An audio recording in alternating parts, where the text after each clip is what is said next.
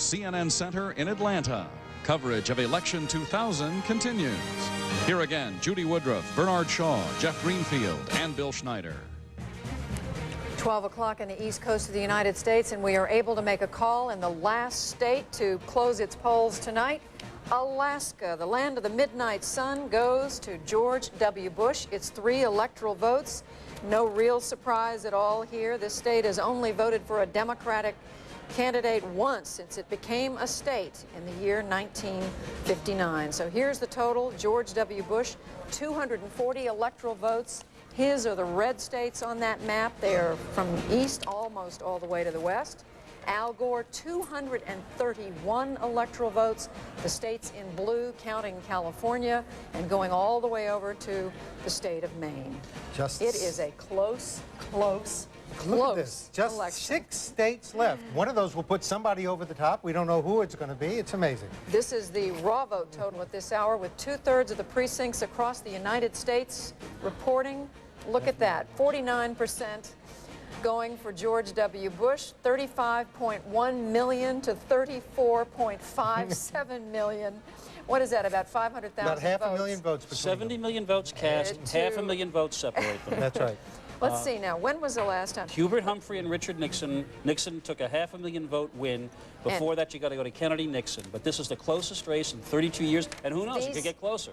These are the states that are going to decide it. Let's take a look. There are 6 of them that we are not able to call. Arkansas, 6 electoral votes. Florida, the big Megillah at this point, 25. Iowa, 7. Oregon, 7. Washington and Wisconsin each carrying 11 electoral votes. There are 67 electoral votes up for grabs. And Judy, 4 of those states were carried by Michael Dukakis in 1988, one of the weaker Democratic presidential candidates in modern times. And Al Gore has not yet been able to put away 4 of the Dukakis states. We've been looking at that all fall long. It looks like it may be pivotal. A lot's changed in 12 years. Why are the many reasons? That's precisely the question of the hour. Why Here's why. Able to do it? A man named Ralph Nader. Ralph Nader is doing very well in Oregon. Well, not very well, but he's doing enough votes. Those states are so close between Gore and Bush that the Nader vote, which isn't particularly high, has the balance of power between the two. I wonder if we can, are we able to look at the raw vote totals in some of these states showing the Nader factor? I'm asking our folks who have control over the graphics that we're looking at. Are we able to see, for example, in Washington, in Wisconsin, what kind of Nader numbers are there? In time, Judy, in time. But it does indicate, remember, in good time, I'm told, that will happen. Remember, we did point to the Nader factor as one of the 7 keys to the presidency, and it looks like we're coming down to the fact that that question, the answer to the question of how big the Nader factor was in some of these states, may determine who the next president of the United States is. He doesn't look like he's going to get his $7 million, but he may affect the outcome of this entire election. Let's discuss for a moment why there is a Nader factor. That's right. And we think we have some evidence to this point from the state of Oregon, where Nader's getting 4%. But we asked the Nader voters, how would they have voted in a choice between Gore and Bush? 61% of the Oregon Nader voters said they would have voted for Al Gore, only 10% for George Bush, and 1/4 of them say they wouldn't have voted for at all. That is why the Gore people worried about Ralph Nader. By 6-1, his votes would have come from Al Gore, not George Bush. Right now, Oregon, the votes between Gore and Bush are nose to nose. They're very, very close. The Nader voters would have made the difference for Al Gore, and he would have carried Oregon most likely if Ralph Nader hadn't been on the ballot. And his argument during his campaign was that there's no difference per se between the Democrats and Republicans. They're dominated by lobbyists and big corporations, and they're not to be trusted. That's right. If you vote for a third-party candidate like Ralph Nader, you honestly have to believe that it doesn't make any difference which candidate wins, Gore or Bush, that they're no different on the issues that are important to you. And the Gore people trotted out a whole lot of reputable liberals like Robert Redford and Al Franken and Gloria Steinem to say, yes, it makes a tremendous difference, abortion issues, Supreme Court, but apparently there are enough Nader voters remaining who simply agreed with Ralph Nader. It really doesn't make a difference. And that vote swapping that we talked about a little bit earlier going on the internet across the country, websites where you could go into the website and arrange, presumably, to trade your vote. Yes. If you were in a state where voting for Ralph Nader could hurt Al Gore and you didn't want to do that, We are now able to say the state of Arkansas is in George W. Bush's corner. The home state of President Bill Clinton and its 6 electoral votes fall to George W. Bush, giving the Texas governor an electoral vote total of 246, putting him only 24 votes away from becoming Florida, the next president of the and United guess States. how many Florida has 25. And Florida, with the state of Florida, if it went to George Bush, he'd be the winner. Or some combination Or of these some of the other others. states that we're looking at. So- Washington, Wisconsin. Oregon and Iowa. And let's look at that list again. We were just able to take Arkansas off. We are left with Washington and Wisconsin, 11 each, Oregon 7, Iowa 7, Florida 25. Don't tell me this isn't exciting. Notice, though, that one of the ways George Bush is inching closer to what he needs is by winning the home states of Bill Clinton and Al Gore. Well, let's talk about which states on this list or rather George W. Bush is most likely to pick up. We know he's still very much in the running. He's in the running in all of these states. Washington is a state that Al Gore was given a better shot at going in. And That's I think right. the raw vote numbers we showed a little while ago showed that holding up. Yeah, Washington has voted Democratic actually the last 3 elections, like Oregon, including Michael Dukakis, but of course we mentioned the Nader factor. You know, Sam Rayburn used to talk about the 49 states in the Soviet of Washington because it was considered a very left-wing state. It had a lot of union voters, and if the unions are needed anywhere for Al Gore, they were needed, the polls are closed, in the state of Washington. If you are just joining CNN's live coverage of Election 2000 in the United States, wherever you're watching from in the world, if you're trying to figure out what is this, these 5 states with the total 61 at the bottom, those are the only number of electoral votes still outstanding, still at stake. It is very tight between Governor Bush of Texas. He has 246 electoral votes. Vice President Gore has 231. So this is the 61. Close. And if Jeb Down Bush to those. had delivered the state of Florida to his brother, he Well- would be president now. Well, he it's may yet do that. still He hasn't- outstanding. He may. Still much to talk about tonight. Let's go to our 2 reporters who've been spending the most time with the Gore and Bush campaigns over the last year or so. John King in Nashville, Tennessee, Candy Crowley in Austin, Texas. John, as you and the people around Vice President Gore listen to this talk about these states where Ralph Nader's a factor, what are they saying? Well, certainly they believe Ralph Nader has been a factor, Judy. They do believe they will win Washington and Oregon. But as the vice president watches the results in his hotel room right now, we're told he keeps getting updates from campaign chairman Bill Daley. This mathematical fact, unless he wins the state of Florida, if our projections hold up, he cannot win the White House. As we just gave Arkansas to Governor Bush, Al Gore can now not get to 270 unless he wins the state of Florida. Now, we're told, he's being told by Chairman Daley and others that they believe Florida can turn around. Governor Bush still leads right now. They're saying the remaining precincts out are in largely Democratic precincts, but that could be wishful thinking there on the Gore campaign's part, but they must now pull out Florida. Let me give you a quick example of the roller coaster emotions here. Joe Andrew is the national chairman of the Democratic Party.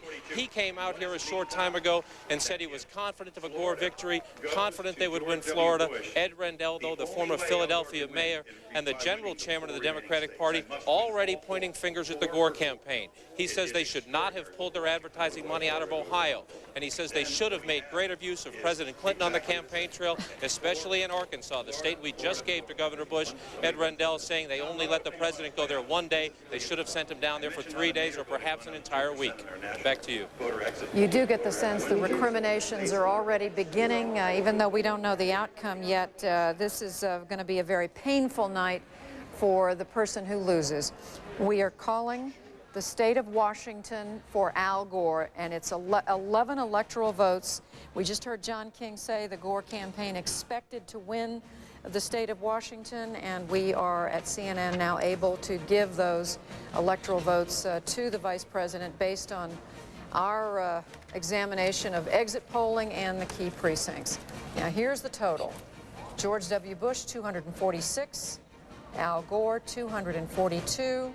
You just heard John King say the Gore people now believe that there is no mathematically, statistically possible way that Al Gore can get to 270 without the state of Florida, unless one of the states that have already been called for George W. Bush is taken back. If Al Gore were to win Oregon, Wisconsin, and Iowa, and Florida went to Bush, Bush would win the White House 271 to 267. You think it can be closer than that? Why don't we go to Hal Bruno and find out? Take us into the voting. In Florida. In Florida. In Florida, especially in Florida. Well, we can go to Hal. Just to talk We're about coming it. to you now, Hal. Okay. Take us into the voting and tell us what is going on in this Sunshine State. Well, what's going on in the Sunshine State is the closest election anybody has ever seen. The 2/3 of the vote that's outstanding is right here on the Gold Coast, and that is the Democratic stronghold. 2/3 of the outstanding vote in Florida is in the Democratic stronghold. Over here in Tampa Bay, which is the swing factor, they're running dead even with each other, Bush and Gore. But Hal Bruno, we did hear Karl Rove say within the last hour or so that the results that he was getting back from that part of the state, particularly the Gold Coast, gave him reason to believe that they were going to take Florida. Well, he may feel that way, and who's to say he's wrong, because nobody knows at this point.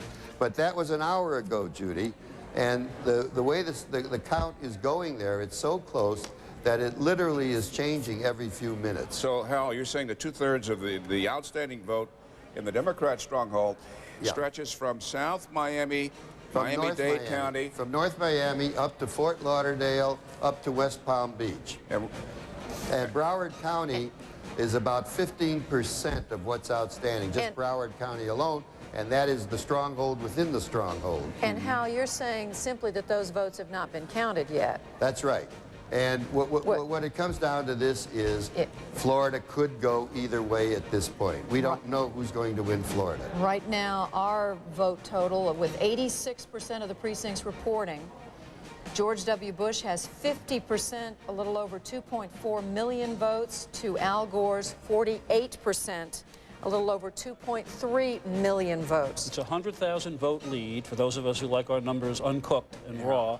And I think Hal Bruno could, he said it perfectly. We don't know how this number turns out because you know where those votes are that have yet to be counted. And Hal, what about Florida?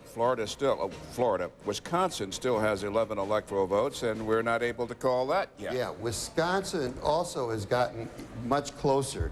And Nader seems to be dropping off a bit in Wisconsin. Al Gore is doing better now in Madison. And Nader, let me show you on my little machine here. In this area, Madison, which is where the Democrats have to build up their strength, Ralph Nader at one point was pulling about 6–7% of the vote. Now he's only pulling about 3 or 4%. And so that's helping Gore. He's doing much better there. But here's the surprise. Up here in the Northwest, which normally is Democratic territory, up there, George Bush is doing better than anyone ever expected he would do. And the result of that is Wisconsin right now is just simply dead even, too close to call. When you say Nader is falling off, Hal, what do you mean by that? Well, at one point, Judy, he had been running about 6% in Wisconsin. And the last we saw, just a few minutes ago, he was down under 4%, closer to 3%. And that has to help Al Gore. Hal, you are a political walking factotum, formerly ABC News political director, former Newsweek national correspondent covering politics. We're both from Chicago, both from Illinois. Your thoughts, what's going through your mind right now? Well, Bernie, you mentioned Chicago, where we're both from, where we learned to be reporters. And you got to go back to 1960, when the vote was very slow coming in from the west side of Chicago. And it made the difference, and Kennedy won it.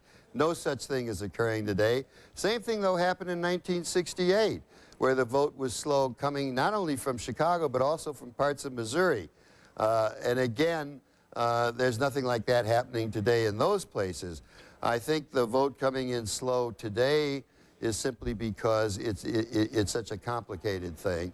I don't think there's anything going on. Well, we should also mention, Hal, that as we were in